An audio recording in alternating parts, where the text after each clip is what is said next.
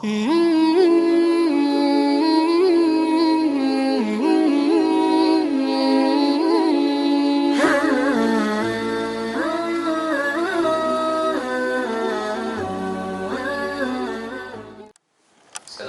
warahmatullahi wabarakatuh.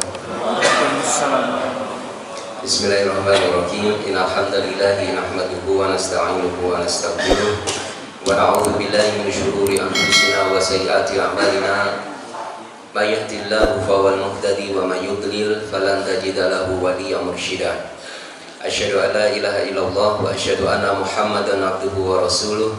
Allahumma sholli wa sallim wa barik ala sayyidina Muhammadin wa ala alihi wa sahbihi ajma'in, amma ba'd. Al-mukarramun wal muhtaramun, bapak-bapak, ibu-ibu, jamaah salat subuh yang dirahmati Allah. Alhamdulillah, pada pagi hari ini kita kembali ditemukan oleh Allah Subhanahu wa taala di dalam satu majelis yang insyaallah majelis kita ini dimuliakan oleh Allah Subhanahu wa taala. Dan tidak lupa mari kita juga berdoa bersama-sama memohon pada Allah semoga apa yang kita kerjakan di pagi yang penuh keberkahan ini benar-benar menjadi bagian amal soleh kita di sisi Allah Subhanahu wa taala. Allahumma amin. Bapak-bapak, ibu-ibu yang dirahmati Allah Subhanahu wa taala, pada pagi hari ini kita akan mengkaji bersama-sama satu topik ini masih terkait dengan bagian akidah Islamiyah atau bagian keimanan kita kepada Allah Subhanahu wa taala, kepada Al-Qur'an dan juga kepada kenabian baginda Nabi Muhammad sallallahu alaihi wasallam. Nah, apabila kita perhatikan bapak-bapak, ibu-ibu yang dirahmati Allah Subhanahu wa taala, baik di dalam Al-Qur'an maupun di dalam hadis-hadis sahih, di sana Allah Subhanahu wa taala dan juga baginda Nabi Muhammad sallallahu alaihi wasallam telah menjelaskan kepada kita semua bahwasanya pada saat seseorang mengaku beriman kepada Allah Subhanahu wa taala, pasti orang itu akan diuji oleh Allah. Tidak ada satupun orang yang mengaku beriman kepada Allah Subhanahu wa taala yang tidak mendapatkan ujian atau cobaan dari Allah Subhanahu wa taala. Bahkan kalau kita perhatikan di dalam penjelasan baginda Nabi Muhammad sallallahu alaihi wasallam, keimanan yang dimiliki seseorang itu kadang bisa naik, kadang bisa turun. Jadi al-imanu yazidu wa yanqus. Iman itu bisa bertambah, iman itu bisa susut atau bisa berkurang. Di Al-Qur'an juga Allah Subhanahu wa taala menyatakan ahasiban nasu ayudraku ayaqulu amanna wa hum la yuftanun. Apakah manusia itu mengira mereka dibiarkan begitu saja mengatakan kami telah beriman, wa hum la yuftanun, sementara mereka tidak akan diuji atau tidak dicoba oleh Allah Subhanahu wa taala. Dan juga di dalam hadis-hadis sahih ada riwayat-riwayat yang menyatakan bahwasanya musibah itu bisa menjadi sarana agar seseorang itu mendapatkan kecintaan dari Allah Subhanahu wa taala. Dan juga kalau kita perhatikan di dalam riwayat-riwayat sahih juga, musibah atau cobaan yang diberikan Allah kepada satu kaum itu bisa jadi merupakan adab atau siksaan atas kaum tersebut karena kelalaiannya menjaga iman dan ketaatan kepada Allah Subhanahu wa taala. Di dalam hadis yang diriwayatkan oleh Imam Bukhari, baginda Nabi Muhammad SAW bersabda, "Idza aradallahu ayuhibba qauman ibtalahum." Apabila Allah Subhanahu wa taala berkehendak mencintai satu kaum, ibtalahum, maka Allah memberikan bala kepada kaum itu. Bala di sini artinya adalah cobaan. Cobaan di sini juga artinya sekali yang dirahmati Allah Subhanahu wa taala, bisa sesuatu yang disukai oleh umat manusia maupun sesuatu yang tidak disukai oleh umat manusia. Itu disebut di dalam Al-Qur'an maupun juga di dalam hadis-hadis sahih itu dengan sebutan bala. Jadi bala ini artinya adalah imtihan atau cobaan. Di Al-Quran disebutkan kemenangan orang-orang beriman pada saat melawan orang-orang kafir di medan perang Badar itu disebut dengan balaan hasanan. Di sana disebutkan balaan hasanan. liyubliyallahu bihi balaan hasan, agar Allah Subhanahu wa taala menguji mereka dengan balaan hasanan atau cobaan yang baik. Tapi balaan itu juga bisa artinya sesuatu yang buruk. Baik Bapak sekalian yang dirahmati Allah Subhanahu wa taala. Nah, pada pagi hari ini kita akan mencoba bersama-sama mempelajari bagaimana sih sebetulnya persepsi atau pandangan kita yang benar terhadap semua musibah atau cobaan yang menimpa atau yang mendera kita semua, termasuk juga yang menimpa atau mendera saudara-saudara kita. Jangan sampai begini Bapak sekalian yang dirahmati Allah, pada saat Allah SWT memberikan cobaan kepada kita semua, persepsi kita itu tidak benar, persepsi kita itu salah. Karena kalau persepsi kita itu salah, persepsi kita itu tidak benar, maka bisa jadi itu bisa merusak tauhid kita, bisa merusak keimanan kita kepada Allah Subhanahu wa taala. Wabil khusus keimanan terhadap qadar atau qadanya Allah Subhanahu wa taala. Baik, untuk memulai ini kita akan mencoba bersama-sama di dalam Al-Qur'an, tepatnya di dalam surah At-Taghabun ayat yang ke-11. Ini sekalian yang dirahmati Allah Subhanahu wa taala. Ya. Itu di sana Allah Subhanahu wa taala berfirman, "Ma asaba min musibatin illa biidznillah." Jadi tidak ada satupun musibah yang menimpa seseorang kecuali dengan izin Allah Subhanahu wa taala. Wa may yu'min billahi yahdi qalbahu. Maka barang siapa orang-orang yang beriman kepada Allah, yahdi qalbahu, maka Allah akan memberikan petunjuk di dalam hati seseorang itu. Dan ditutup di ayat itu, wallahu bikulli syai'in alim. Semuanya Allah Subhanahu wa taala itu Maha mengetahui semua atau segala sesuatu yang menimpa umat manusia, termasuk segala sesuatu yang terjadi di kehidupan dunia ini. Tidak ada satupun yang luput dari pengetahuan Allah Subhanahu wa taala. Nah, Bapak sekalian yang dirahmati Allah, ibu-ibu yang dimuliakan Allah Subhanahu wa taala, ayat ini memberikan panduan kepada kita semua bahwa semua musibah yang menimpa umat manusia itu tidak akan mungkin pernah terjadi kalau tidak atas izin dari Allah Subhanahu wa taala.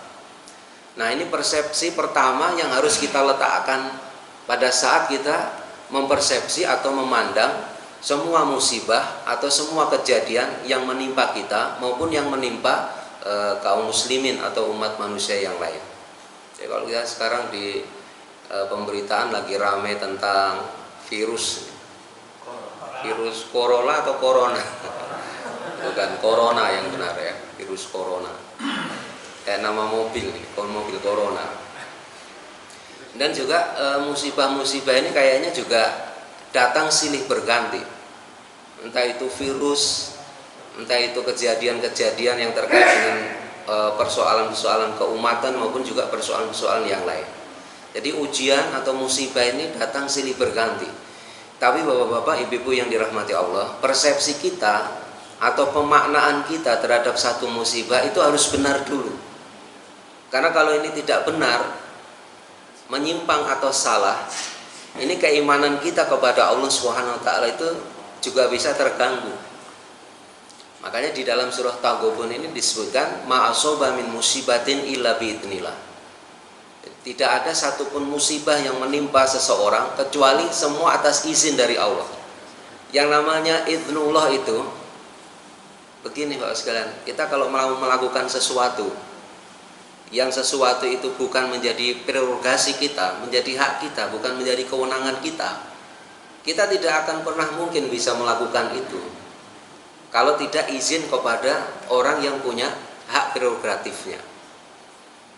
Nah, semua kejadian yang menimpa umat manusia itu hakikatnya, ini dari sisi hakikat, dari sisi tauhid, semua itu sudah ditetapkan oleh Allah Subhanahu wa taala. Makanya ini saya ingin sampaikan di dalam tafsir yang ditulis oleh Imam At-Tabari. Jadi beliau menyatakan lam yusib ahadan minal khalqi musibatun illa biidznillah. Tidak menimpa ahadan minal khalqi, tidak menimpa seseorang dari makhluk ini, dari ciptaan ini, ciptaan Allah Subhanahu wa taala, musibatun, satu musibah. Jadi musibah di situ itu kedudukannya. Jadi kedudukannya itu sebagai fa'il. Jadi mendatangi manusia, mendatangi seseorang. Makanya dibacanya musibatun. Lam yusib ahadan minal khalqi musibatun illa biidnillah. Kecuali atas izin dari Allah Subhanahu wa taala. Yaqulu, dan beliau mengatakan, yaqulu menafsirkan illa biqadaillahi wa taqdiri dzalika alaih. Atau semua kejadian yang menimpa umat manusia ini, semua musibah yang mendera umat manusia, itu semua tidak akan mungkin terjadi illa biqadaillah, kecuali dengan qadanya Allah Subhanahu wa taala. Qada itu artinya keputusan Allah. Kalau kita bicara keputusan atau qadanya Allah, sekalian yang dirahmati Allah, itu berbeda dengan keputusan kita.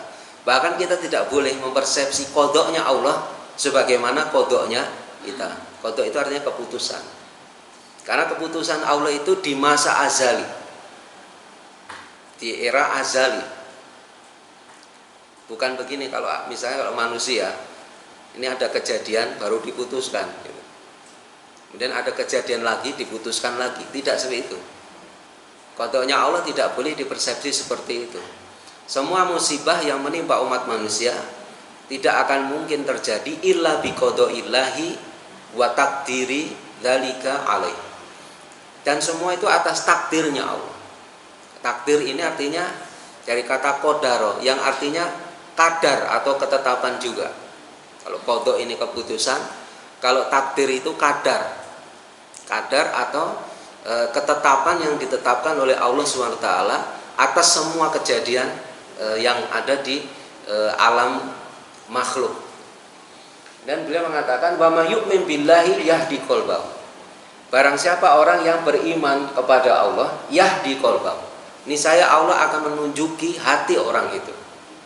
Maksudnya begini, kalau seseorang beriman, semua musibah itu tidak terjadi kecuali atas qadanya Allah dan takdirnya Allah, maka Allah akan menunjuki hati orang itu.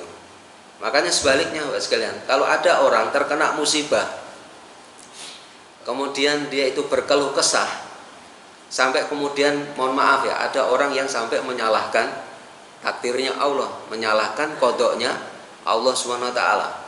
Ada orang itu yang sampai marah kepada Allah pada saat di sepanjang hidupnya itu dikenai dengan berbagai macam musibah yang buruk.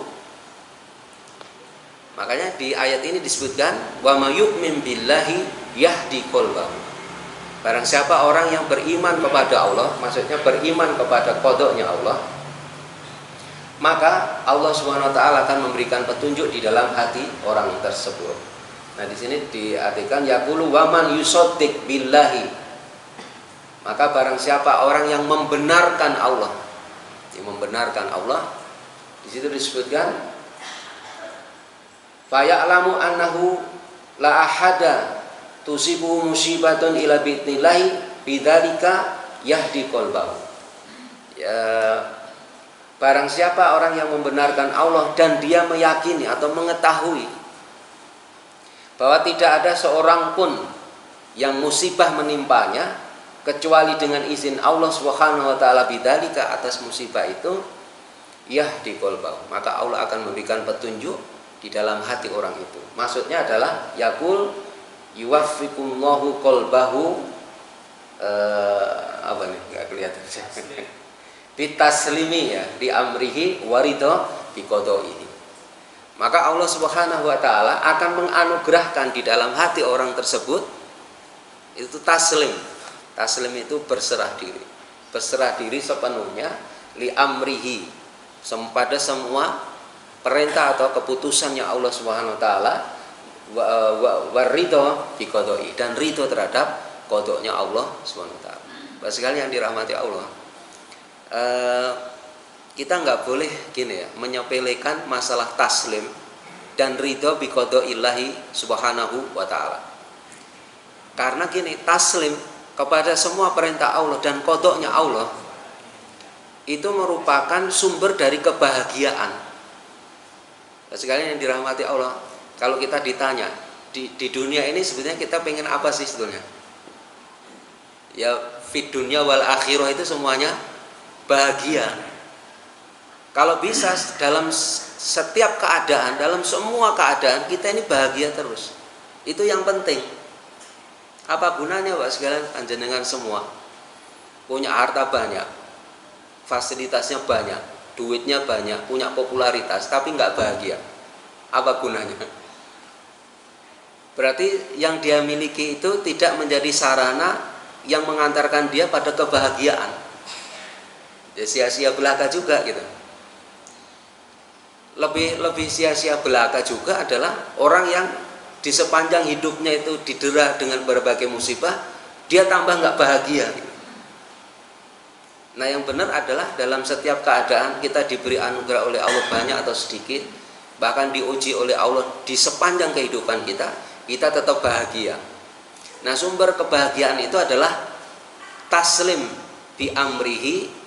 Yang pertama nih, taslim bi amrihi warido bi qodaihi. Berserah diri pada semua perintah Allah dan ridho dengan kodoknya Allah SWT. Ini memang tidak mudah. Tidak mudah. Kita nggak bayangin kalau saya lihat di medsos tuh, di WA itu ada orang-orang Cina itu yang saking takutnya sama virus corona itu. Ini pas ada kaum muslimin sholat sholat Jumat atau apa itu ya, sholat Jumatan ya, itu mereka ikut sholat itu. Karena kaum muslimin ternyata nggak kena ini, suku Uighur itu tidak terjangkit virus corona itu. Sampai sholatnya tuh menghadap kiblatnya itu salah gitu. Saking takutnya terhadap makhluknya Allah yang namanya virus itu. Padahal karena satu makhluknya Allah aja sudah kayak gitu ya. Makanya sekalian kita itu tidak boleh jadi orang itu sombong, tidak boleh. Karena kena sesuatu yang kita nggak kelihatan saja, yang makhluk itu kecil sekali. Mungkin nggak segede ujung jari kita, ini kita sudah hancur lebur nih kita. Makanya tidak ada alasan bagi kita untuk menyombongkan diri di hadapan Allah SWT. Nah, sekalian yang dirahmati Allah, semua musibah yang menimpa kita ini harus kita yakini berasal dari Allah SWT. Dan kita harus taslim, berserah diri sepenuhnya pada semua instruksinya Allah SWT. Itu yang benar, sikap yang benar. Terus kemudian kita ridho dengan semua kodoknya Allah SWT. Itulah sumber kebahagiaan. Bisa istilahnya kalau orang bilang kita itu menerima apa adanya, nerimo legowo, nah itu kira-kira seperti. Kita lanjut ya Pak Mamun. Nah, yang perlu kita ketahui juga sekalian yang dirahmati Allah SWT, wabah ya, musibah. Saya mungkin langsung masuk satu kasus supaya kita bisa lebih teringat. Jadi sekarang ini lagi rame di pemberitaan, walaupun ini sebenarnya juga sudah cukup lama durasinya, yakni virus corona yang pada saat ini betul-betul menjadi semacam wabah yang mengerikan. Nah, di dalam riwayat Sahih disebutkan bahwa wabah atau yang disebut wabah itu artinya penyakit yang menimpa satu kawasan yang itu menimbulkan dampak kematian yang sangat luas. Kalau di dalam hadis itu disebut dengan taun.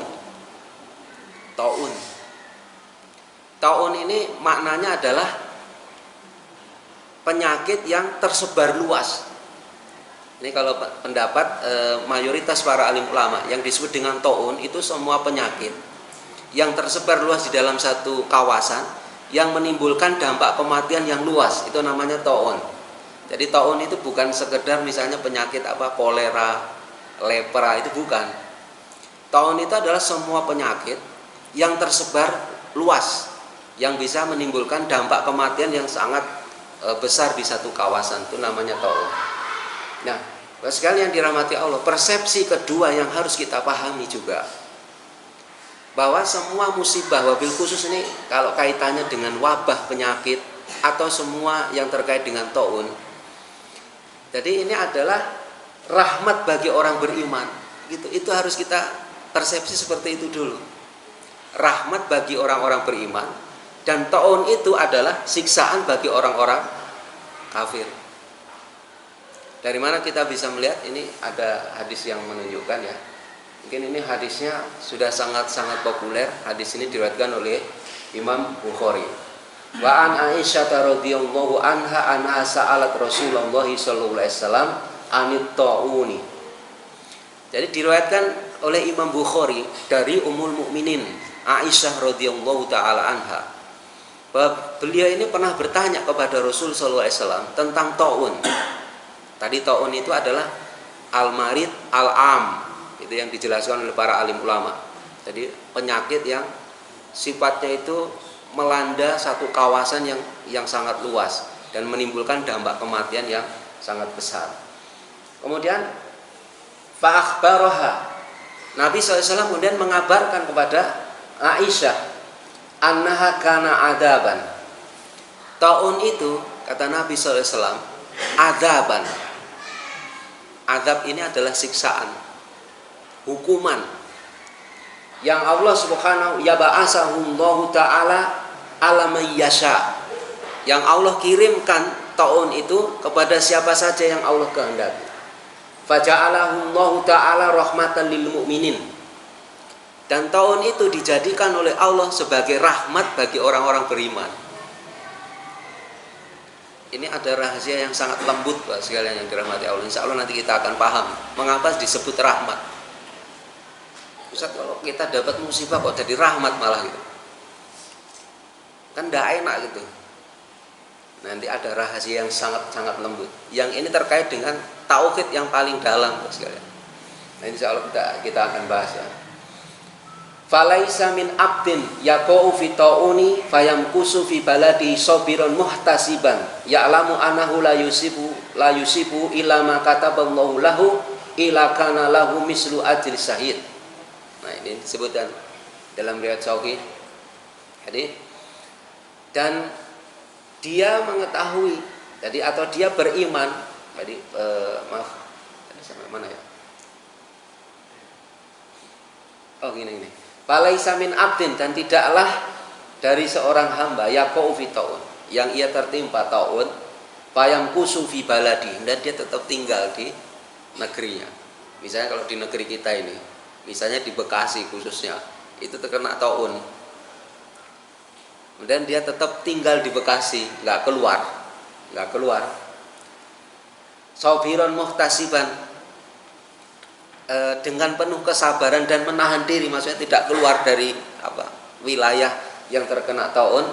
Ya'lamu, dan dia mengetahui, meyakini, anahu, bahwa sesungguhnya tidak menimpa dirinya illa ma kataballahu lahu, tidak ada yang menimpa pada dirinya kecuali semua sudah Allah tetapkan bagi dirinya. Illa kana lahu, kecuali bagi orang tersebut mendapatkan pahala seperti pahalanya orang yang mati syahid. Sekalian, orang yang mati syahid itu luar biasa. Jadi kalau misalnya begini, di kampung kita ini terkena taun, kita tahu persis tuh, banyak orang yang sudah meninggal dunia. Kalau dalam fikih, orang yang tinggal di kampung itu tidak boleh keluar secara fikih. Tapi tidak boleh keluarnya itu bukan karena di penjara ya, kalau di penjara bukan, memang itu karena keimanan. Karena keimanan pada Allah SWT. Nah, rahasia tauhidnya di sini Pak sekalian. Kalau kita terkena penyakit atau terkena musibah yang bisa mengantarkan kita pada kematian, tapi kita tetap ridho dengan qadanya Allah, kita tetap bersabar atas musibah yang menimpa kita itu, dan kita meyakini ini semua sudah ditetapkan oleh Allah di Lauhul Mahfuz, maka Pak sekalian, itu kita dapat keutamaan seperti orang mati syahid. Itulah keimanan yang benar. Berarti orang ini benar-benar sangat bergantung kepada Allah SWT. Itu rahasianya. Makanya nanti insya Allah saya akan paparkan beberapa hadis yang menunjukkan kepada kita semua bahwa tauhid yang lurus, tauhid yang benar, persepsi yang benar, kesabaran yang murni, itu bisa menjadikan orang dicintai oleh Allah, bahkan mendapatkan surganya Allah. Cuma kita berdiam diri ya, di kampung kita yang kena musibah, sabar, dan kita tahu itu sudah ditetapkan oleh Allah, itu kita dapat pahala seperti pahala matinya orang yang terbunuh di medan perang. Ya. Kita lanjutkan ya Pak Mamun ya. Dan Imam Ibnu Battal itu beliau mengatakan ini Imam Ibnu Battal itu adalah seorang ulama, salah satu ulama yang memberikan syarah dari kitab Sahih Bukhari. Jadi beliau itu mengatakan begini, Bapak sekalian. Qala mu'alifu hadal hadis mislu qaulihi at-ta'unu syahada wal mat'unu syahidun. Ya, beliau mengatakan bahwa hadis ini semisal dengan sabda baginda Nabi yang lain, at-ta'un syahada. Ta'un itu adalah kesyahidan. Jadi seperti kita perang sekalian, kalau dapat ta'un kita tetap berdiam diri di situ dan kita mati karena ta'un, itu kita seperti mati orang yang tadi berperang di jalan Allah, karena itu kesyahidan. Syahadah di sini bukan artinya kesaksian ya, bukan. Artinya tadi orang yang mendapatkan anugerah atau gelar mati syahid karena berperang di jalan Allah SWT. Dan wal mat'unu syahidun, orang yang terkena ta'un itu syahidun, dia orang yang mendapatkan gelar mati syahid. Nah, di antara keutamaan orang yang mati syahid sekalian dirahmati Allah, itu dia bisa masuk ke dalam surga tanpa hisab. Nah, apakah orang yang terkena ta'un itu sama seperti itu? Tidak. Karena grade-nya tentu tidak bisa menyamai orang yang meninggal dunia dalam perang untuk membela kalimatnya Allah SWT. Tapi pahala orang yang mab'un, orang yang terkena ta'un itu saking besarnya, itu ukurannya itu seperti tadi pahala orang yang mendapatkan gelar mati syahid. Annahu as-sabiru alaihi al-muktasibu ajruhu 'ala Allahi wal alimu annahu la yusibuhu lam yusibhu ila ma kataballahu alaihi walidzalika tamanna Mu'ad bin Jabalin ayamuta fihi la'alahu in mata fihi fahuwa syahidun. Jadi ini ada cerita juga di sini di dalam syarah Sahih Bukhari yang ditulis oleh Imam Ibnu Battal. Nah, kalau orang itu bersabar kemudian dia bisa menahan diri, maka pahalanya di sisi Allah SWT, dan dia mengetahui bahwa tidak menimpa seseorang kecuali apa yang telah Allah SWT tetapkan pada orang itu, maka orang itu akan mendapatkan pahala di sisi Allah SWT. Pahalanya seperti pahala orang yang mati syahid. Kemudian di sini dijelaskan, oleh karena itu Mu'ad bin Jabal itu berangan-angan, punya hasrat, punya harapan. Beliau itu mati di dalam tadi ta'un itu. Mungkin barangkali kalau dia mati di dalam wabah yang mendera satu kaum itu, bahwa syahidun, maka dia dapat mati gelar mati syahid. Wa amaman jazi'a minat ta'uni, adapun orang yang berkeluh kesah minat ta'uni, dari ta'un, kemudian wakarihahu, kemudian dia juga membencinya, tidak menyukai, wa firra minhu, dan dia lari dari ta'un, falaisa bidakhili fi ma'nal hadis, maka dia tidak masuk dalam hadis ini. Sekarang ini kalau orang nggak punya iman dengan kodoknya Allah, nggak akan bisa. Makanya rahasianya begini, kita ini kalau kena musibah dan kita bersabar, Masya Allah, itu luar biasa, pahalanya sangat-sangat besar. Mungkin nanti saya akan bandingkan dengan beberapa hadis. Bahkan para ulama itu sampai diskusi begini, mungkin sering sudah saya sampaikan di forum ini. Kalau kita terkena musibah, terkena cobaan dari Allah SWT, bagus mana kita berdoa memohon pada Allah, atau kita diam nggak meminta? Udah nggak usah minta. Baik mana berdoa dengan sukut birido, diam menerima semua keputusan Allah. Sebagian ulama mengatakan sukut birido itu lebih baik daripada meminta. Tapi ulama yang lain mengatakan begini, ya tetap harus berdoa, karena berdoa itu ibadah. Bahkan kalau orang tidak mau berdoa, Allah itu murka pada orang itu. Nah, maksud bahwa ada ulama yang mengatakan sukut biridho itu lebih baik karena ini kaitannya dengan iman. Karena nanti kalau kita kena musibah berkeluh kesah itu seakan-akan, mohon maaf sekalian, kita itu apa ya istilahnya itu ya? Kalau kita ini diputuskan oleh Allah, zat yang menciptakan kita itu ngeyel, nah kayak gitu kira-kira. Kira-kira kalau ada orang kita putuskan, kamu saya keluarkan sekarang. Kemudian yang diputuskan itu bandel, dongkol, benci sama yang memutuskan. Kira-kira gimana itu? Kita pasti juga nggak suka dengan orang itu. Nah, Bapak sekalian yang dirahmati Allah, maka rahasianya gini. Rahasia orang yang bersabar, bisa menahan diri, itu menunjukkan tauhidnya sangat dalam dan sangat halus. Lah orang coba Bapak sekalian ya, kalau ada orang kena taun, orang mati di depan dia, bergelempangan, dia juga nggak beranjak. Dia berdiam diri di situ, karena tahu kalau nanti saya keluar, itu nanti juga membawa madoroh bagi orang lain. Kalau di dalam hadis disebutkan la dororo wala diroro bil Islam, tidak boleh ada bahaya dan membahayakan dalam Islam. Itu perintahnya Nabi SAW juga.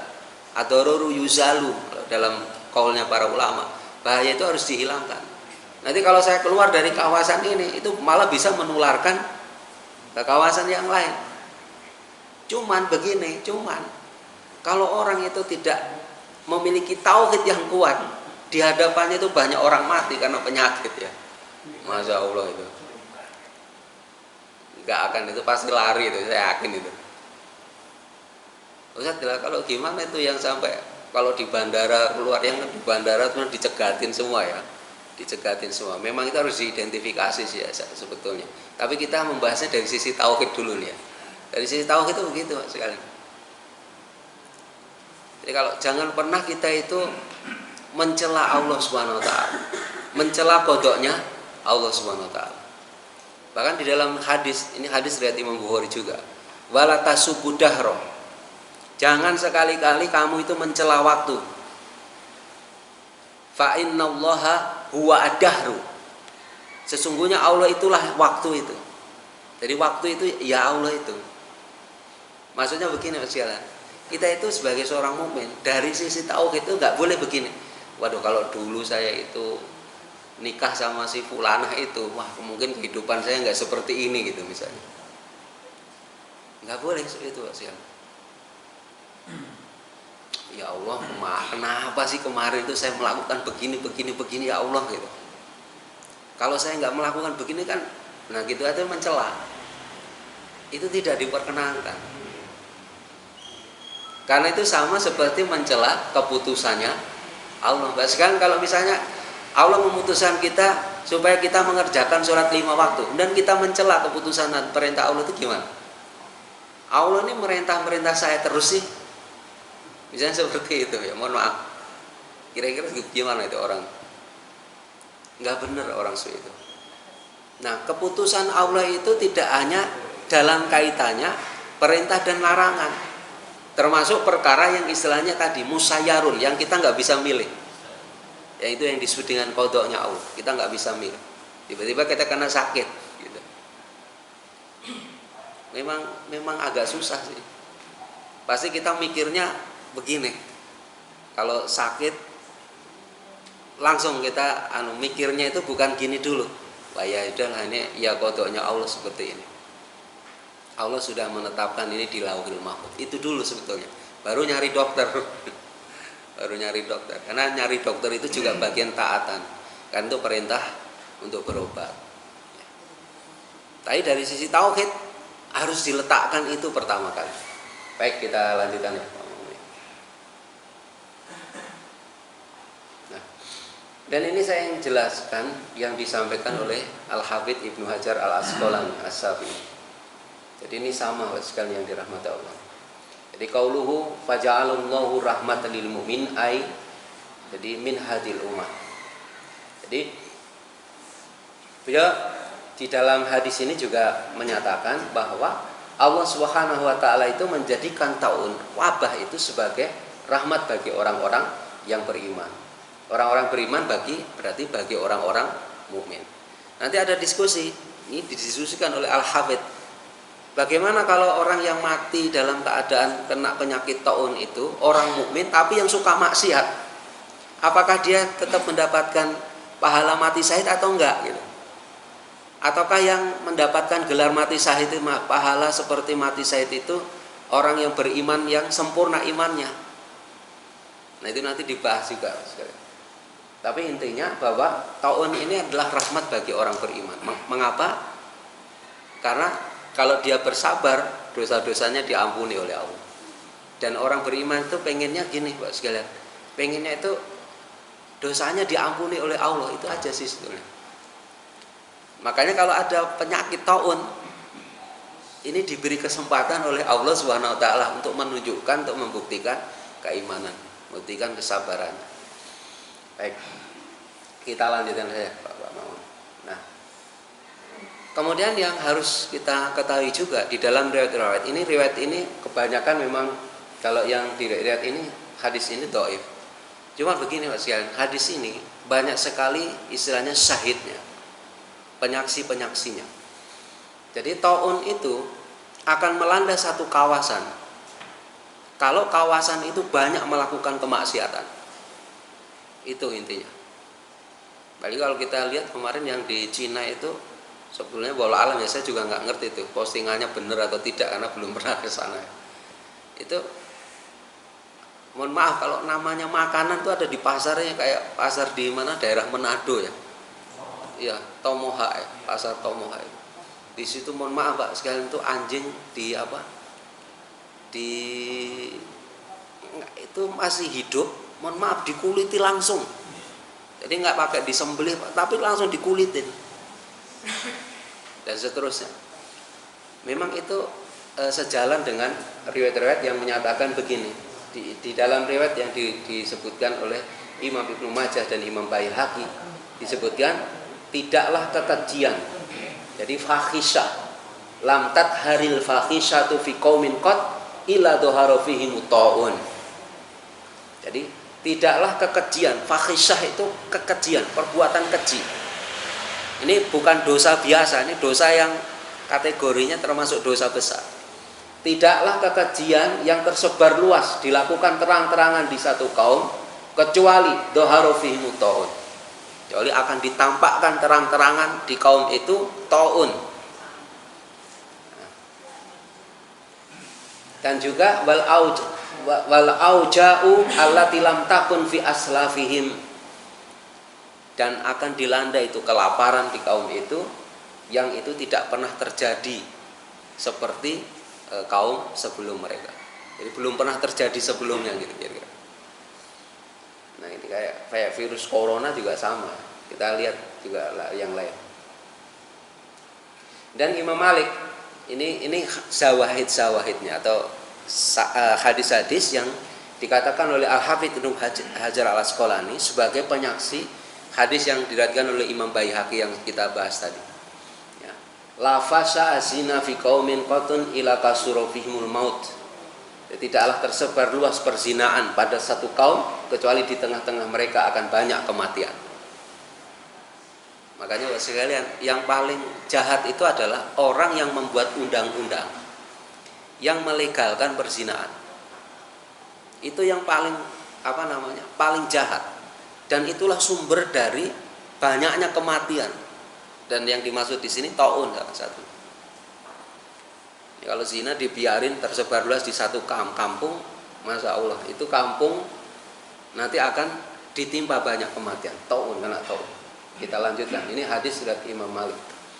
Dan jika perzinaan dan riba, ini juga di dalam riwayat yang idza dhahara zina wa riba fi qaryatin faqad ahallu anfusahum adaballah.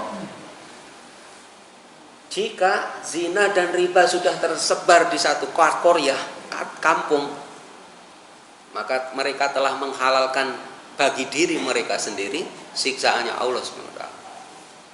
Jadi ini hadis riwayat Imam Al-Hakim. Beliau mengatakan hadis ini sahih sanadnya. Meskipun Imam Bukhari dan Imam Muslim tidak mengeluarkan hadis ini.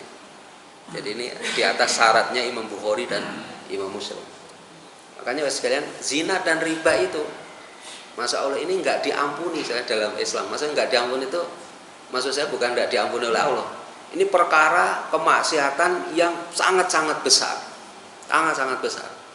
Karena ini bisa menimbulkan taun. Itu zina dan riba. Baik, kita lanjutkan ya Pak.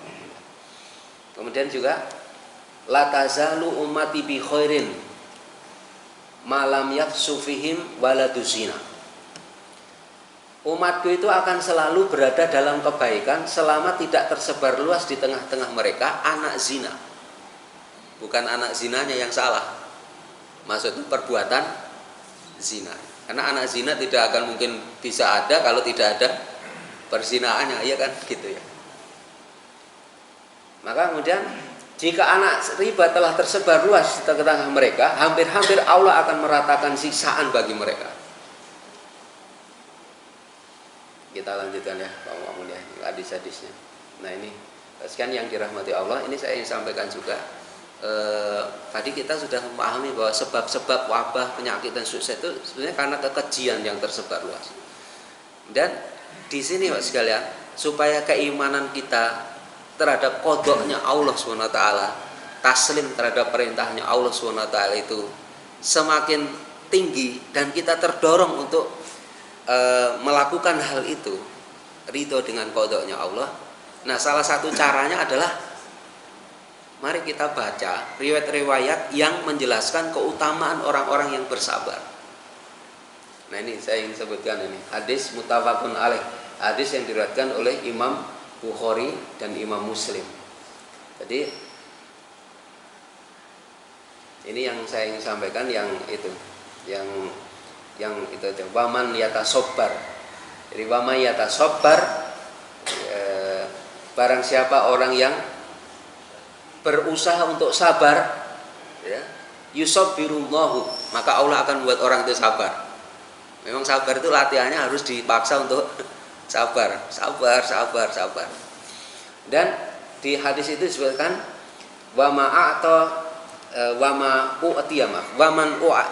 u'atiya ahadun ata'an khairan aw sa'a minas sabri. Tidak ada ya, seseorang yang diberi pemberian yang lebih baik dibandingkan kesabaran. Sabar sekalian, ibu sabar, harus sabar nih, kudu sabar nih. Kemudian yang berikutnya, ini dari Anas bin Malik radhiyallahu taala anhu. Jadi beliau itu mengatakan, sami'tu Nabiyya sallallahu alaihi wasallam yaqul, innallaha qala idabtalaitu abdi bihabibataihi fasabara awattuhu minhuma al jannah. Ini hadis kasihan keutamaan bersabar juga, menerima ridho dengan qodoknya Allah. Ini dari Anas bin Malik. Jadi Anas bin Malik itu pernah mendengar Nabi Shallallahu Alaihi Wasallam bersabda. Ini hadisnya hadis qudsi. Ya, Allah Subhanahu Wa Taala berfirman, jika aku memberikan ujian kepada hambaku bihabibatai, dengan dua matanya. Ini matanya diambil oleh Allah, buta dua matanya. Kemudian dia bisa bersabar. Awattuhu minhuma al jannah, maka aku mengganti kesabaran orang yang kena buta itu dengan surganya Allah SWT. Makanya Pak sekalian, kalau misalnya kita punya saudara yang mungkin buta, kadang-kadang kan ada yang mencela ya, nggak terima dengan keadaan. Mungkin kita juga gitu. Saya ini kok, kuping saya ini kok begini nih, kurang keren ini saya, rambut saya itu kok keriting ya, apa saya nggak lurus rambut saya. Itu nggak baik itu. Itu tidak menerima qodoknya Allah SWT. Seandainya saya itu lahir dalam keadaan ganteng, masya Allah enak nih kayaknya kita. Meceng-meceng juga cakep nih kita. Jangan Bapak sekalian, kita yang sudah diberi kayak gini, alhamdulillah kita ini. Apa gunanya yang ganteng kalau masuk neraka, ya enggak? Kalau kata teman saya mah, enakan di neraka Ustaz. Kenapa? Temennya populer semua, populer aja di dunia. Dari banyak artis-artis atau artis-artis orang bule itu ya, populer semua. Cuma masuk neraka kalau banyak yang nggak beriman pada Allah. Jadi kita kalau diberi cobaan oleh Allah, ini contoh, kalau dua mata kita diambil oleh Allah, sabar, sabar ya Allah, sabar. Itu dapat pahala. Kita menerima ikhlas karena Allah, itu sudah dapat pahala. Ustaz masa begitu saja? Iya, itu saking Allah itu merahmati kita. Kita lanjutkan ya. Nah ini juga dalam hadis yang lain saya ingin sebutkan ya.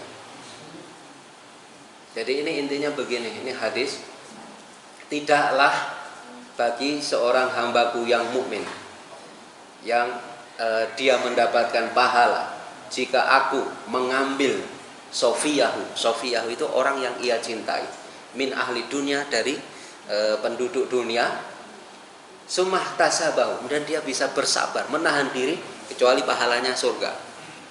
Makanya Bapak sekalian, jadi yang disebut sofiyah itu bukan hanya dua orang tua kita atau anak kita. Jadi kalau dua orang tua kita dipanggil oleh Allah kena taun atau kena apa, ya, kita kemudian bersabar, kita dapat pahala. Kalau ada orang yang sangat kita cintai di dunia ini, itu sofiyah, itu semua orang yang kita cintai di dunia ini diambil oleh Allah Subhanahu wa taala. Dan kita bisa bersabar, kita dapat surganya Allah Subhanahu wa taala. Dan yang berikutnya ini jadi ada satu kisah dari Imron, jadi An Imron Abi Bakrin. Jadi beliau itu mendapatkan hadis dari Atta bin Abi Robah, Qolali Ibnu Abbas. Jadi Ibnu Abbas itu pernah berkata kepada Atta bin Abi Robah, maukah engkau aku tunjukkan seorang wanita yang menjadi penduduk ahli surga? Ini hadisnya masyhur ya. Jadi wanita ini Bapak sekalian, di dalam hadis ini diceritakan dia itu kena penyakit epilepsi. Kalau dia kambuh, itu auratnya suka tersingkap. Bapak sekalian atau ibu-ibu sekalian mungkin barangkali pernah melihat orang kena epilepsi. Waduh, Masya Allah itu ngeri. Itu kayak orang mati, mohon maaf. Itu sampai keluar kadang-kadang keluar busanya, menggelepar. Itu orang pada takut biasanya. Nah wanita ini kena epilepsi. Ini wanita hitam, berkulit hitam, kena epilepsi.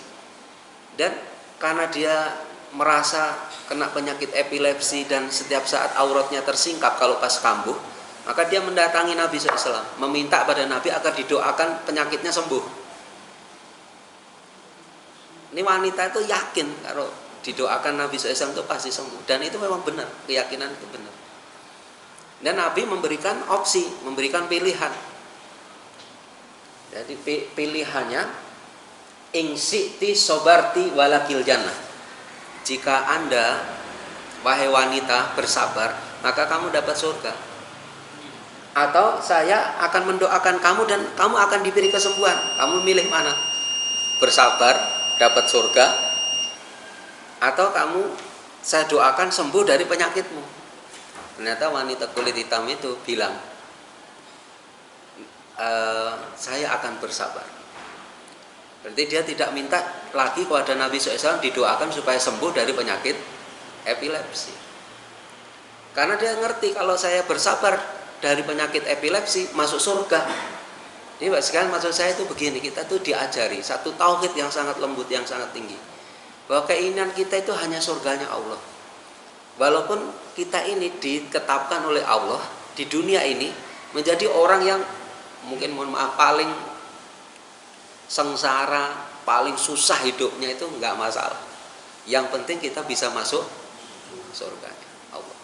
Itu intinya. Makanya wanita ini disebut ahlul jannah. Sudah jadi penduduk surganya Allah. Karena apa? Dia ridho dengan qadanya Allah SWT dan mau bersabar. Dan yang berikutnya kita lanjutkan. Ini sabar yang berbuah pahala, tapi tidak semua sabar sekalian yang dapat pahala ya. Ini sedikit lagi. Jadi sabar itu tidak semua dapat apa namanya. Ada sabar yang dapat pahala, ada yang sabar yang nggak dapat pahala. Ya, sabar yang mendapat pahala itu sabar yang mana? Nah, ini ada cerita di hadis ini saya sampaikan. Ini hadis dari Imam Bukhari dan Muslim.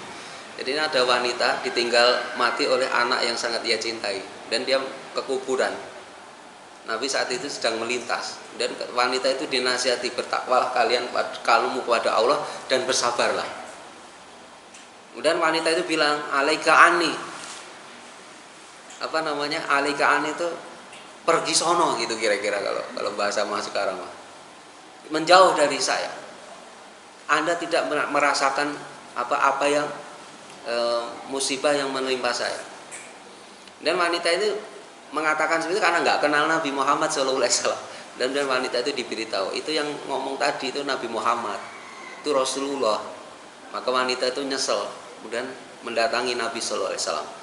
Nah, pada saat mendatangi rumah Nabi SAW itu Nabi tidak memiliki bawabain. Bawabain itu pengawal, penjaga pintu. Makanya pemimpin dalam Islam itu dicintai karena apa? Tawadhu. Nggak ada pengawalnya. Nggak ada pengawal, rumahnya itu loh nggak ada pengawal. Sampai Khulafaur Rasyidin itu gampang terbunuh itu rahasianya bukan gampang ya gampang terbunuh itu karena memang pengawalnya nggak ada pengawal. Nah, kemudian Nabi SAW pada saat wanita itu mengatakan apa, saya nggak kenal Anda ya, saya nggak kenal Anda. Kemudian Nabi SAW mengatakan innama sabru inda sotmatil ula. Sabar itu adalah pada saat pukulan yang pertama. Menurut para ulama begini Mas kan, sabar yang dapat pahala itu adalah sabar pada saat pertama kali kena musibah. Misalnya kita lagi duduk enak-enak, tiba-tiba kita dengar berita, Pak, itu uang 15 miliar hilang. Langsung marah-marah dan seterusnya, itu nggak dapat pahala. Baru bisa sabar setelah 2 hari, ya itu biasa-biasa aja gitu. Karena apa? Manusia itu bisa sabar, mengapa? Kalau dia dengan berlalunya waktu dia menjadi lupa, sama seperti hewan sekalian. Ayam itu bisanya kehilangan anaknya, langsung kalau pas kehilangan petok. Begitu 2 jam berikutnya, 1 jam berikutnya, 3 jam berikutnya, sudah biasa lagi. Makanya kalau orang itu hanya bisa bersabar setelah berlalunya waktu yang cukup panjang, nggak ada bedanya dengan hewan. Makanya sabar yang dapat pahala itu adalah inda sotmatil ula. Tapi jenengan sekalian nggak akan bisa asobru innama sobru inda sotmatil ula kalau tauhidnya nggak benar.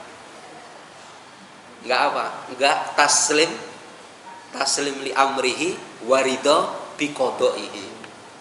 Makanya saya pagi hari ini memang kita coba belajar menjadi orang-orang yang bisa bersabar. Tapi bukan sembarang kesabaran, tapi kesabaran pada saat dipukul pertama kali, karena itu yang dapat pahala.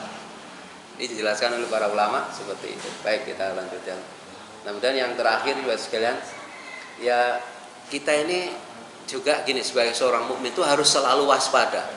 Waspada yang saya maksud adalah waspada untuk selalu menjaga tauhid kita ini. Jangan sampai tauhid kita ini rusak karena keteledoran kita. Nah, di dalam surah Al-A'raf ini, biasanya kalau yang dibaca ayat yang ke-96 itu saja ya. Walau ana alal qura amanu wa taqaw la fatahna alaihim barakati minas sama'i wal ardi walakin kadzabu fa akhadnahum bima kanu yaksibun.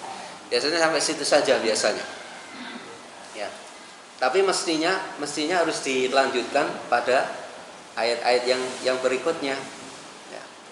Maka apakah penduduk negeri-negeri itu merasa aman ya, dari kedatangan sisa kami kepada mereka di malam hari, di waktu mereka sedang tidur? Jadi ini kalau ayat ini kita baca sampai ayat yang 99. Ini Bapak sekalian yang dirahmati Allah. Artinya begini, kita itu nggak bisa memastikan ya kapan musibah itu datang menimpa kita. Makanya kita siapkan dengan tadi tauhid yang benar, taslim dengan perintah Allah, ridho dengan qadanya Allah. Baik Bapak sekalian yang dirahmati Allah, itu barangkali ya yang bisa saya sampaikan pada kesempatan pagi yang penuh keberkahan ini.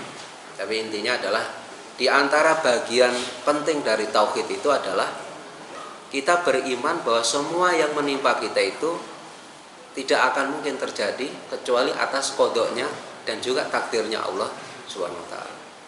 Selain kita juga diminta oleh Allah Subhanahu wa taala dan Rasulnya taat kepada Allah Subhanahu wa taala, menjalankan semua perintah-perintahnya.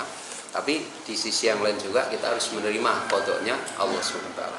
Baik Bapak sekalian yang dirahmati Allah, mungkin sebelum di akhir ada yang mau menyampaikan sesuatu?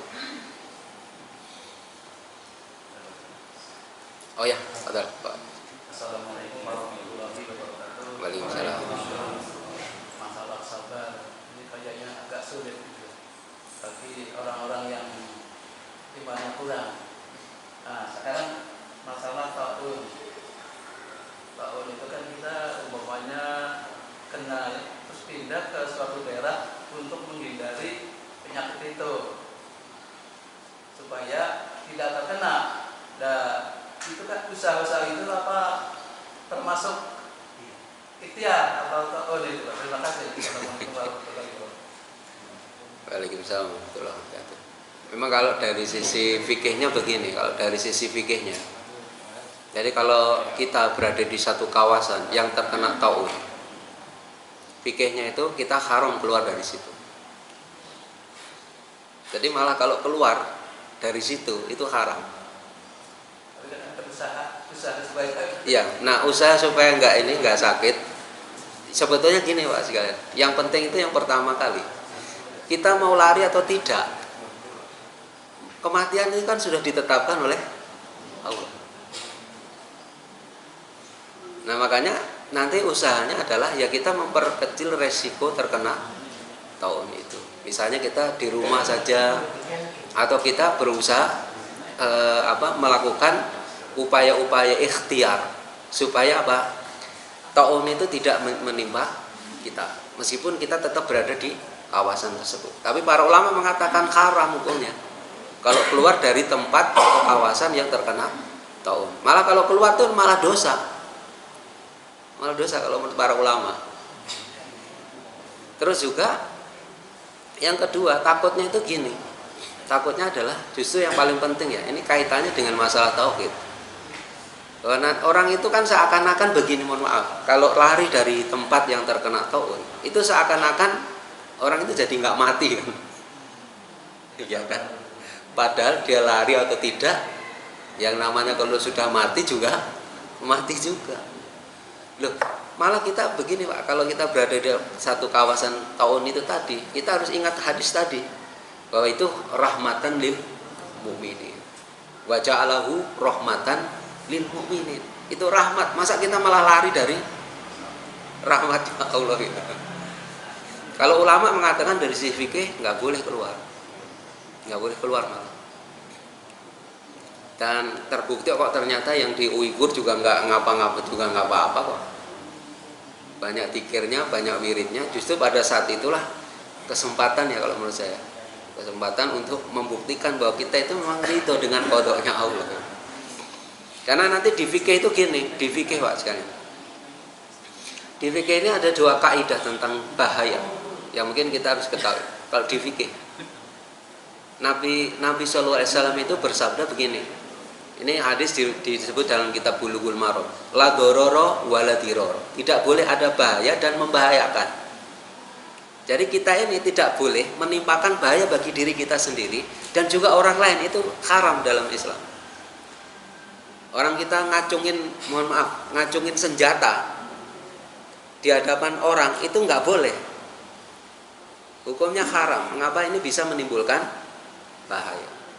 Makanya para ulama mengatakan kaidahnya al aslu fil mador at-tahrim. Asal dari yang membahayakan, yang doror itu haram. Makanya nggak boleh menimpakan bahaya. Jangankan gitu, yang perkara yang asalnya itu mubah, kalau itu menimpakan bahaya, nggak boleh kita lakukan. Yang mubah misalnya gini, makan udang itu hukumnya mubah, boleh. Tapi kalau makan udang ini, kalau unik kita tahu nih ada orang kena penyakit akut.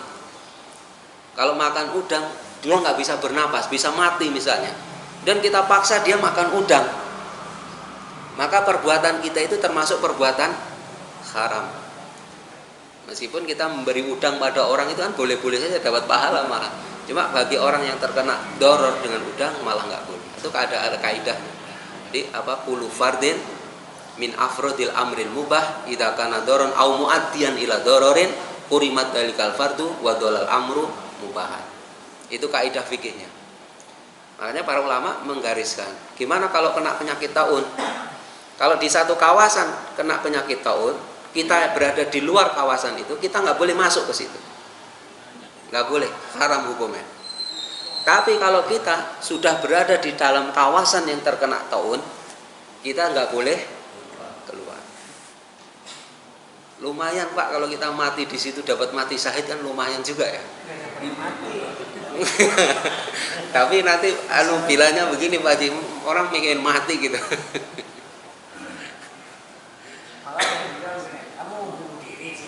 Iya, itu malah kadang-kadang ngomongannya begitu kan. Lo memang fikihnya begitu. Masa kita melampaui fikihnya Nabi Muhammad kan nggak boleh ya. Karena Nabi Muhammad itu di atas semuanya. Perkataan beliau itu di atas semuanya. Nggak ada yang lebih tinggi daripada perkataan Nabi Muhammad SAW. Kalau kita disuruh diam oleh Nabi di situ ya sudah diam. Rahasianya pasti banyak di situ. Cuma kita kan lo mau bunuh diri di situ. Terus kemudian ya kira-kira begitu ya. Baik, sekalian yang dirahmati Allah, mungkin ada yang mau menyampaikan lagi, tapi kayaknya kita cukupkan ya. Sampai di sini. Tapi inti yang ingin saya sampaikan sebenarnya pada pagi hari ini adalah semua musibah yang menimpa kita semua itu harus kita maknai, harus kita persepsi dengan pemaknaan dan persepsi yang benar. Bahwa tidak ada satupun musibah yang menimpa kita kecuali semua itu atas izin dari Allah Subhanahu wa taala. Makanya rukun iman yang keenam ini jangan lupa kita ini. Bukan hanya iman pada Allah, kemudian kitabnya, malaikatnya, rasulnya, hari akhir. Tapi rukun iman yang keenam ini kita sering lupa. Iman kepada qada dan qadarnya Allah. Ini kita sering lupa nih qada qadarnya gitu.